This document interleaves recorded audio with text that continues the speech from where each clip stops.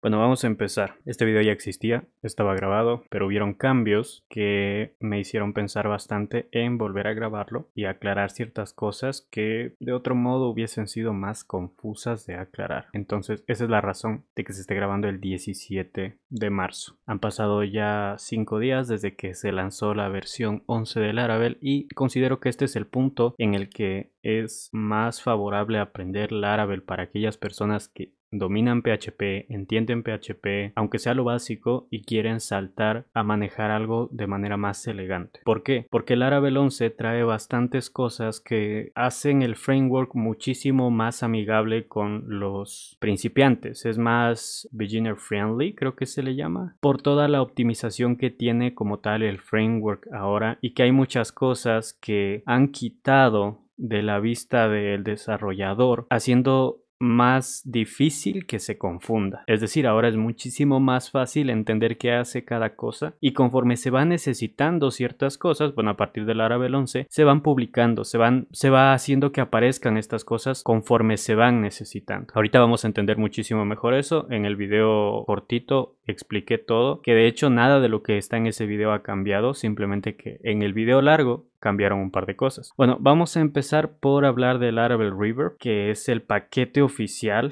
que trae ahora Laravel, que se puede instalar en Laravel para aplicar WebSockets, para utilizar WebSockets. ¿Qué es un WebSocket? Básicamente una forma de mantener una conexión persistente cliente-servidor. Es decir, no es solo traigo la respuesta y nada más, sino que mantengo esa conexión abierta, y es lo que se utiliza normalmente para hacer aplicaciones de chat, que tiene que haber una conexión persistente entre el navegador y el servidor. Bueno, a breves rasgos. No me quiero meter demasiado en eso porque se le podría incluso dedicar un video completo a Laravel Reverb, y la idea de este video es hacerlo lo más entendible y lo más atractivo para que alguien que no ha tocado todavía el framework se anime a empezar. Antes de empezar, siempre es bueno aclarar que es muy necesario para aprender el framework el dominar el inglés. El inglés leído, entender el inglés leído, saber leer inglés. Vamos a pasar ahora a la parte práctica ya. ¿Qué es lo que vamos a hacer? Bueno, y vamos a abrir una terminal. Bueno, en este caso yo ya la tengo abierta. Solamente voy a duplicar el panel en el que estoy, y de un lado vamos a crear, aquí vamos a crear Laravel 10, y de aquí vamos a crear Laravel 11. Derecha, versión nueva; izquierda, versión vieja. Empezamos por crear, lo voy a crear, no voy a crear como se suele hacer de Laravel New. ¿Por qué? Porque si ahorita yo utilizo la flag de dev, me va a llevar a la versión 12 que está en el canal de desarrollo. Entonces voy a utilizar los comandos de Composer. De hecho ella me lo autocompleta, pero no quiero esa versión. Laravel 2 puntos, signo elevado a. Esta es la versión 10.0 y ahí ya me sale, ya me autocompleta el proyecto. Vamos a esperar, y mientras se crea, del lado de acá vamos a crear el proyecto con Laravel 11. Listo, en lo que se va creando vamos a establecer un par de cosas. Primero, ahora el driver predeterminado para la base de datos es el de SQLite. ¿Qué es SQLite? Básicamente un archivo que funciona como una base de datos. Antes no era el predeterminado, pero en el bootcamp se utilizaba SQLite para hacer todo el proceso más fácil. Ahora ya viene por defecto. Ahorita vamos a ver cómo cambia eso el archivo de entorno, que es el archivo que contiene, valga la redundancia, todas las variables que el entorno necesita para funcionar de manera correcta.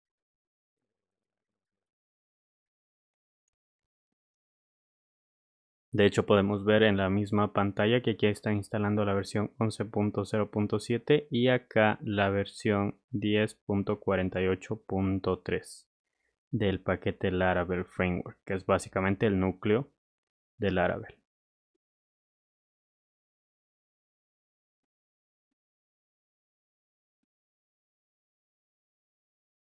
Listo, ya quedó instalado, y de hecho aquí podemos ver la diferencia entre que, pues en esta parte, el último comando en ejecutarse es la generación de la llave, que ahorita hay algo interesante también con la llave de la aplicación que vamos a revisar, y aquí lo ejecuta, y después lo que hace es crear, si no existe, el archivo de database.sqlite, y luego ejecuta la migración en esa base de datos. Entonces tenemos como tal ya un archivo con la base de datos levantada, por decirlo así, directamente. Pero vamos a verlo de otra forma. Lo que vamos a hacer ahora es pues pasar a Laravel 10 aquí y pasar a Laravel 11 acá. Ok, y vamos a comparar. A primera vista No se ve mayor diferencia entre los archivos, como pueden ver, más allá de la longitud que tienen algunos. Vamos a empezar por eso también. Por el archivo de entorno. Vamos a comparar los dos archivos de entorno desde aquí. Vamos a abrir Vim y Vim aquí. Ok. Listo, tenemos abierto los dos archivos. Laravel 10, Laravel 11. Lo primero que vemos es que ha cambiado bastante el tamaño del archivo de entorno en Laravel 11. ¿Qué es lo que trae ahora? Bueno, primero, aquí podemos ver que están comentados los datos de la base de datos por defecto y aquí solo se define SQLite. ¿Por qué? Porque no necesitamos usuario, ni contraseña, ni nada de eso, ni base de datos, porque como dije, es un archivo que representa a la base de datos. Entonces, pues eso, aquí podemos ver que los archivos, aquí están, los datos de la base, pues si vienen por defecto descomentados y la conexión por defecto aquí era MySQL. Hay otra cosa como por ejemplo el driver del mantenimiento de la aplicación, en donde se almacena el mantenimiento de la aplicación, los rounds del bcrypt, que esto es para seguridad, y otra cosa, bueno, en este caso no lo podemos ver, no podemos ver aquí la rotación de las app keys, pero lo vamos a explicar después, yo creo. En fin, ahora hay muchísima más información que llenar en nuestro archivo de entorno, porque muchos de los archivos de configuración ya se removieron. En el caso de que se necesite modificar o personalizar esas configuraciones, se puede publicar, pero la idea es que el usuario que está empezando no se vea abrumado por tantos archivos. ¿Algo más que decir? Creo que no. Aquí, bueno, ya tenemos el time zone por defecto aquí colocado para no tener que entrar a la configuración a definirlo. Es muchísimo más fácil. Es un cambio pequeño, pero se agradece bastante. El locale igual es directamente configurable aquí. Y en el caso de que ese locale falle, pues tenemos un locale por fallback y también el faker que va a utilizar la aplicación. Eso sería, creo que nada más por aquí que mencionar. A nivel obviamente de detalles para alguien que quiere ver más o menos qué es el framework o cómo ha cambiado el framework en la versión 11. Nada más que mencionar. Yo creo que cualquier programador que ya tenga bastante experiencia en Laravel, de hecho no va a necesitar este video porque con la documentación y la guía de actualización basta. Pero esto es más enfocado a los programadores que quieren entender más o menos qué hace o cómo está compuesto el framework y por qué ahora es más atractivo para empezar a aprenderlo. Bueno, ahora vámonos al Visual Studio Code. Bien, ya no aparece la carpeta de console ni la de exceptions. Todo esto se va a manejar ahora a través de Bootstrap App. Aquí, Bootstrap App de este archivito. Y ahorita vamos a ver cómo luce. Se mostró igual en el video corto el cómo ha cambiado, pero vamos a ir entendiendo también qué es lo que hace. ¿Cuál es la idea de la remoción de estas carpetas y de algunos archivos? Lo mencionado, se va a hacer más amigable con la persona que está empezando a utilizar el framework y si necesita manejar otras cosas se van a manejar de una manera más óptima. Por ejemplo, los middlewares que están aquí, acá. Si me voy a HTTP, ya no existe la carpeta middleware, porque eso igual se va a manejar desde Bootstrap App. Si no saben qué son los middlewares, no es necesario saberlo. Conforme se va aprendiendo y obteniendo más conocimiento sobre el framework, se va entendiendo cómo funciona. Básicamente un middleware aparece en la mayoría de frameworks y en la mayoría de teorías sobre el ciclo de vida de una solicitud, pero esto igual en la documentación de Laravel se explica bastante bien. ¿Cómo se removió eso? Aquí en Bootstrap App vamos a ver que existe la palabra with middleware. Aquí es donde vamos a hacer la definición basándonos en la documentación de Laravel, ¿ok? Al igual que los middlewares, el kernel HTTP este de aquí ya no es necesario. Este archivo de núcleo HTTP ya no es necesario porque en caso de necesitarlo, lo que se hacía ahora en este archivo, que aquí vemos middlewares registrados, Aquí vemos grupos de middleware registrados. Y aquí alias. Todo esto ahora se va a manejar desde Bootstrap App. Dato de color. En Laravel News nosotros veíamos que había desaparecido. Publicaron un video en el que habían indicado que desaparecían todos los archivos de config. Esto era pre-lanzamiento. Los archivos de configuración todavía están ahí, solo que se ha reducido la cantidad de archivos de configuración que hay.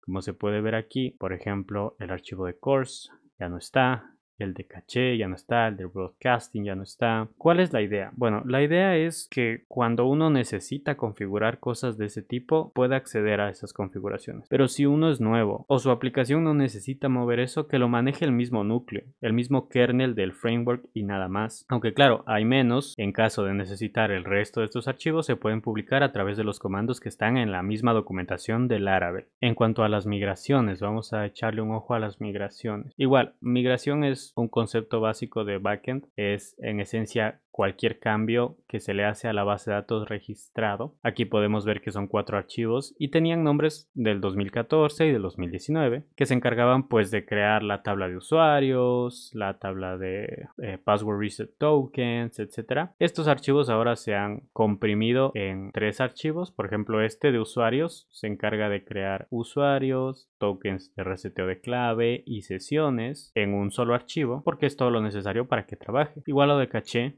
logs y caché. Aquí vemos que no existe en realidad ese archivo, la migración encargada de crear el caché en la base de datos. Y eso es porque este archivo normalmente aparecía cuando uno escogía la base de datos como el almacenamiento del caché. Pero pues en este caso ya viene creada. No sé si se ejecute automáticamente, no he revisado la base, pero aquí tenemos la base de datos. Y de hecho se necesita una extensión para abrir esa base de datos. El hecho de que se hayan cambiado los años también ayuda bastante. Es un dato relativamente, bueno, es un cambio relativamente menor, pero se agradece bastante que se haya hecho ese cambio. Exacto. Aquí ya podemos ver la base de datos. Vamos a ocultar esto para que se vea mejor. Aquí vemos las tablas, usuarios. De hecho, miren, sí se ejecutó automáticamente las tablas de caché. Estas son todas las tablas que crean esos 3 archivos. Y esta es una tabla de migraciones que me permite ver los cambios que se han hecho en la base de datos. Esto igual es un concepto, como dije, entendido a nivel de todos los frameworks, el cómo funciona una migración y el qué es una migración. Así que si están viendo este video, lo ideal sería que ya tengan una noción básica de backend. El siguiente cambio es a nivel de las rutas. Vamos a ver cómo han cambiado. Si yo entro a la carpeta de rutas aquí y acá, pasan de 4 a 2 archivos. Ya no está el archivo para las rutas de la API, ni el archivo para las rutas de broadcast o channels, como le quiero decir.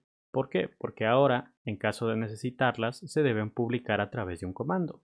¿Y esto por qué se hizo así? Porque muchas veces los usuarios entran solamente a utilizar estas dos y a veces solamente la de web. Los proyectos, por ejemplo el Bootcamp, utiliza solamente las rutas web y como dije al principio y como he venido diciendo, la idea es hacer más amigable el framework con las personas que están empezando. Si necesito algo, pues lo llamo, lo publico, utilizo el comando que lo muestra, pero si no, mejor ni lo muestro. Siguiente detalle, el del casteo. Vamos a abrir aquí con control P el archivo user dentro de models. Vamos a ocultar esa barrita y lo mismo acá. El casteo ha cambiado de ser una propiedad a ser un método. ¿Qué es lo que hace el casteo? Me retorna una de las columnas en un formato específico. Aquí. Obtener los atributos que deben ser casteados. Por ejemplo aquí la fecha de verificación del email se castea como datetime. El password se castea como hash y aquí pues vemos que el password no se castea como hash primero y segundo, que es lo más importante, que cast es una propiedad y no un método. ¿Qué causaba esto? Que agregar cierta lógica sea más complejo. ¿Ok? Ahora el casteo de propiedades de un modelo pasa de ser un método, pasa a ser un método, pasa de ser una propiedad a ser un método, permitiendo así agregar más lógica al casteo, como por ejemplo si yo voy a trabajar con enums o con otro tipo de dato, ahora yo puedo trabajar aquí con cualquier tipo de información y después devolver la información ya casteada. Y esos serían todos los cambios a nivel general. Ahora esta parte está más orientada a aquellas personas que ya entienden cómo funciona Laravel. Siguiente punto, ya no se necesita Doctrine o Doctrine, no sé cómo pronunciarlo, como capa de abstracción de la base de datos. Antes se utilizaba pues Doctrine, así se escribe, como capa de abstracción de la base de datos en el framework, es decir, como DBAL, ¿ya? Database Abstraction Layer o Layer. Ahora ya no se necesita, ya es parte de, bueno, ya tiene su propia capa de abstracción de la base de datos, el framework. Esto en el caso de que se esté haciendo la actualización de un sistema o de un proyecto con Laravel 10 a Laravel 11, pues no afectará al comportamiento, pero se puede reducir el peso del proyecto eliminando esas dependencias que ya no son necesarias. Siguiente cosa, hay un nuevo trait. Este nuevo trait ahora nos permite, bueno, en épocas anteriores, en versiones anteriores, lo normal era utilizar dd y poner, por ejemplo, request all cuando queríamos ver algo, y así podíamos ver qué es lo que estaba llegando completamente a la request. Esto en muchos casos, si yo hacía, digamos, un user suada new user, entendiendo que user es pues el modelo, y yo hacía después un dd user, esto me desplegaba a mí un montón de información que a veces ni siquiera necesitaba. Yo solo necesitaba ver pues los atributos. Ahora se puede hacer de una manera muchísimo más fácil a través de este método, a través del método dump. ¿Qué es lo que hace dump? Lo que hace es utilizar esto, pero por detrás, y devolverme solamente lo que yo necesito. En este caso necesito una fecha de carbon, que la actual, y después de añadir el día me muestra el valor que tiene, y después de añadir el minuto me muestra el valor que tiene, y luego añade el segundo. Esto ya no me lo muestra. ¿Qué me permite hacer esto? Poder ir mostrando ciertos valores, ya no a través de esto. Por ejemplo, aquí me parece que hay, exacto, aquí está, el poder mostrar ciertas propiedades solamente agregando esto. Es decir, yo antes tenía que utilizar dd para poder mostrar algo, para poder mostrar varias cosas, y de cierta forma para hacer un debug más consistente y más fácil, pero ahora ya puedo utilizar simplemente dump y mostrar lo que quiero ver. Eso me va a ahorrar muchísimo tiempo y aparte me va a quitar bastante contaminación visual que tenía al momento de hacer dd. Resumiendo, dumpable es un nuevo trait que podemos usar en nuestras clases para arrojar solo propiedades específicas que nosotros necesitemos a través del método dump. Siguiente detalle. A ver, ¿qué es el eager load? La carga ansiosa. La carga ansiosa es cuando me trae toda la información de golpe en una sola solicitud. ¿Qué pasa si, por ejemplo, yo tengo un usuario con varias publicaciones? Si yo hago que el modelo me devuelva el usuario y sus publicaciones, me va a traer todas. Esto se podía antes frenar con un paquete que se llama Eloquent Eager Loading de Jonas Stud algo, que no recuerdo su nombre, pero de hecho creo que aquí mismo está, miren, justo aquí lo menciona. Entonces sí, justo aquí lo menciona, y esto es de el 30 de enero. Ellos obviamente ya tenían esa información por los tweets del 16 de enero de Taylor Otwell, el creador del Laravel. Pues antes se utilizaba un paquete, veamos si es que aparece por aquí. Aquí de hecho está el Stout, vamos a buscar Stout, aquí está el paquete. Este era el paquete que se utilizaba antes para hacer el límite de carga. Es decir, quiero que me traigas al usuario y tráeme también 10 de sus últimas publicaciones. De esa forma traía toda esa información, la desplegaba, por ejemplo, en su perfil, por ejemplo, en una vista rápida, por ejemplo, en un iframe o alguna información que necesitaba incrustar, cosas así. Ahora esto ya es nativo. Justo aquí, miren. Usuario junto con sus publicaciones, se ejecuta una función que lo que hace es ejecutar esa query, que recibe como parámetro esa query, la que estoy teniendo, y a esa query la limita en 3 publicaciones. Y pagina eso. Traje mi usuario y traje sus 3, bueno, aquí sus 3 publicaciones, no sus 3 últimas publicaciones, pero en esencia se agregaría únicamente el comando latest o latest de últimas, y se vería así. Esta sería la respuesta. Aquí vemos una ruta, la de users, que me devuelve un JSON, y ese archivo JSON tiene la información del usuario. Vamos a hacerle zoom. Tiene la información del usuario, vemos aquí, y tiene sus 3 últimas publicaciones, 0, 1 y 2. Aquí veo otro usuario, y me devuelve sus posts también. Ahora, no sé si esto esté definido para que utilice únicamente las últimas publicaciones, Y finalmente, una de las cosas bastante interesantes es el nuevo método once, el ayudante de memorización. ¿Qué hace este método? Bueno, vamos a poner una situación para que se entienda qué es lo que hace. Digamos que yo tengo un producto y este producto está ligado a un sistema de contabilidad para llevar la contabilidad de algo muy grande, ¿ok? De una institución que necesita llevar esa contabilidad y tiene diferentes transacciones con ese mismo producto, etc. Si yo necesito traer esa información, no es conveniente que yo haga la llamada cada vez que necesito la información de ese producto, sino es más conveniente que pues me devuelva esa información una sola vez y después guardarla en caché. Esto se puede hacer hoy en día con las versiones anteriores de Laravel, simplemente almacenando en caché la información. Pero ahora existe el método once. Vamos a ver si aparece aquí once. Aquí está el método once o una sola vez, que es lo que me permite, digamos que aquí yo tengo un usuario que extiende de un modelo, es decir, este es el modelo, por eso tiene ese nombre. Y aquí tengo accesor, me parece que se llama, que me devuelve cosas específicas dependiendo del nombre de la propiedad. Digamos que dentro de users, o bueno, yo tengo un método, este no sería un accesor, sería simplemente un método que me devuelve las estadísticas del usuario. Normalmente el obtener las estadísticas requiere pues de hacer ciertas queries, hacer ciertos cálculos, ejecutar ciertas operaciones, etc. Entonces vamos ahora a revisar qué hace once. Hay una nueva función de memorización llamada once.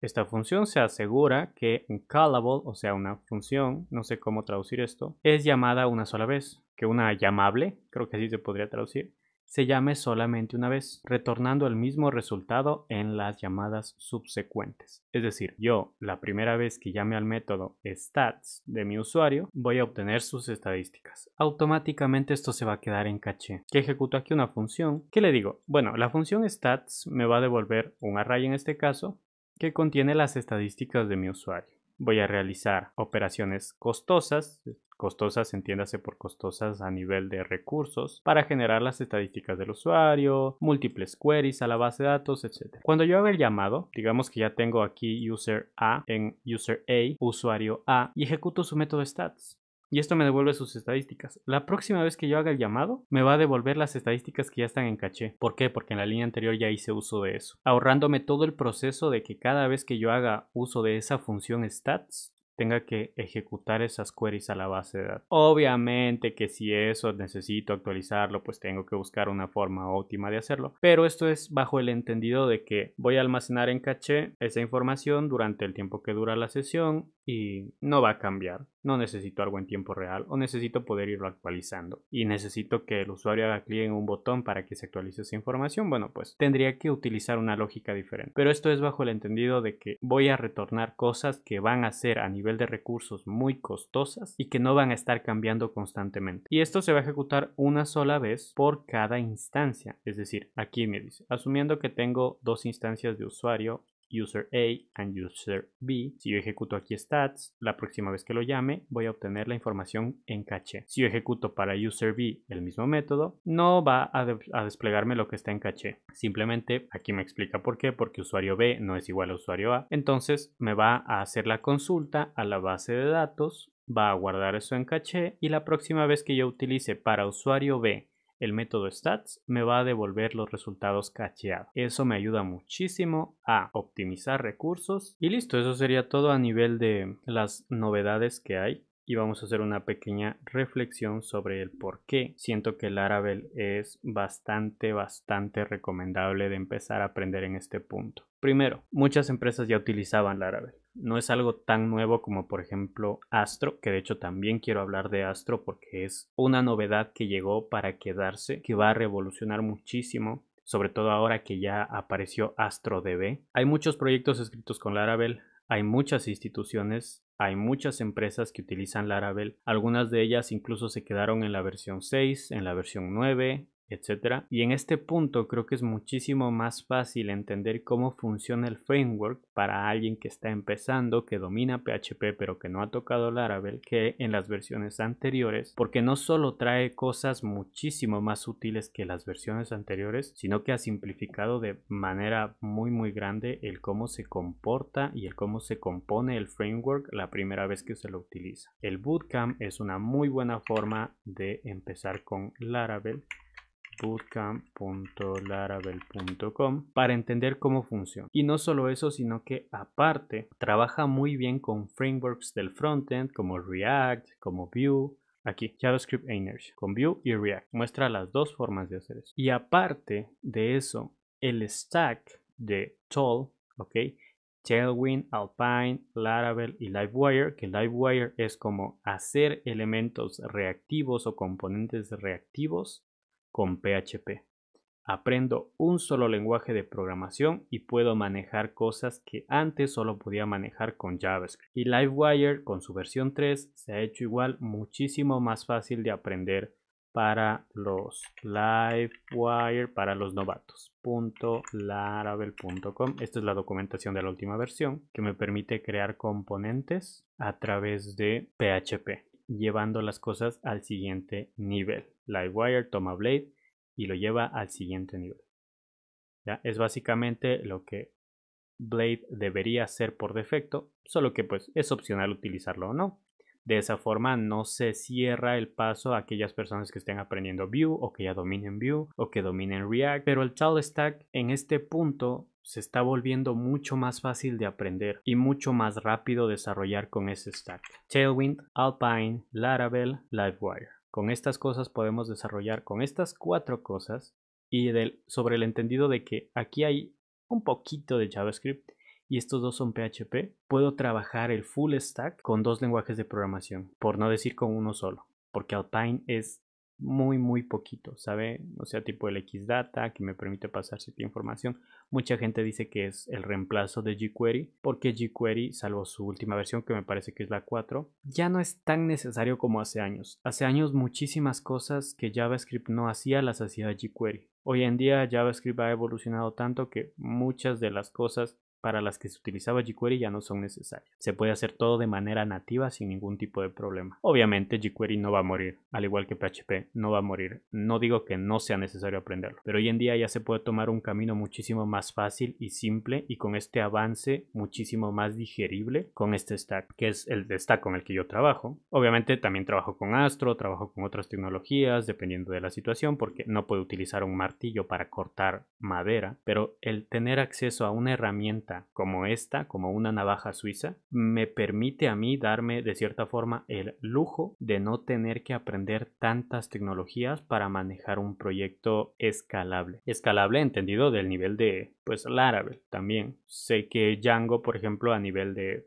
velocidad es muchísimo mejor, pero es un buen punto de inicio para entender cómo funciona el backend, el frontend y cómo desarrollar proyectos más rápido y proyectos grandes. Porque CodeIgniter también es muy bueno, pero uno mismo sabe CodeIgniter. Puedes escalar más fácil con Laravel de lo que puedes con CodeIgniter, porque CodeIgniter está hecho para proyectos relativamente pequeños. Aquí, mientras CodeIgniter Suites queda con proyectos pequeños, Laravel es mejor para aquellos más grandes. Pues eso, pequeña reflexión. Este es un punto perfecto para empezar a aprender este framework, para empezar a entender cómo funciona y que tiene salida laboral. Porque Astro, muchas empresas no están utilizando Astro, pero muchos freelance sí están utilizando Astro. Ya depende del camino que quieran dar. Quiero tener la oportunidad de poder abrirme camino dentro de el mundo laboral. Puedo aprender Laravel en este punto y ayudar con la parte de actualización de versiones anteriores de Laravel, mejora. Puedo desarrollar una aplicación web mucho más rápido utilizando Laravel. Obviamente no estoy diciendo dejen de lado el framework que estén aprendiendo o el lenguaje que estén aprendiendo. Si ya están aprendiendo algo que permita hacer lo que permite hacer Laravel, continúen con eso. Pero si no saben por dónde empezar, si no saben qué camino tomar, es muchísimo mejor, yo creo, irse por Laravel, por todas las ventajas que trae hoy en día. Pero ya es decisión de cada quien. Esa es mi opinión personal porque pues he trabajado con Laravel, porque sé lo fácil y rápido que es el aprender a utilizarlo, lo escalable que es, las ventajas que da. Y esto también es una opinión que está sesgada de cierta forma porque yo domino inglés a un nivel relativamente bueno y eso me permitió a mí aprender más rápido Laravel. Puede ser que una persona que no domine inglés se vea muchísimo más confundida por el proceso de aprendizaje de Laravel, pero hay bastantes cursos, obviamente de Laravel 11 no, pero hay bastantes cursos de Livewire 3, del Laravel 10 y luego cuando ya se pasen al Laravel 11 van a ver todo como que más ligero. Es como, pues como entrenar con peso. Cuando uno se quita ese peso ya no se siente más ligero, que es lo obvio, pero mucha gente como que no lo entiende. Como cuando haces pesas y al soltarlas sientes los brazos más ligeros, te sientes más ágil. Es lo mismo, pasar del Laravel 10 después de haber hecho un curso al Laravel 11 hará que te sientas más ágil dentro del framework. Porque hay cosas que ya no estorban, hay cosas que ya no aparecen y por ende ya no confunden. Eso sería todo entonces y ya.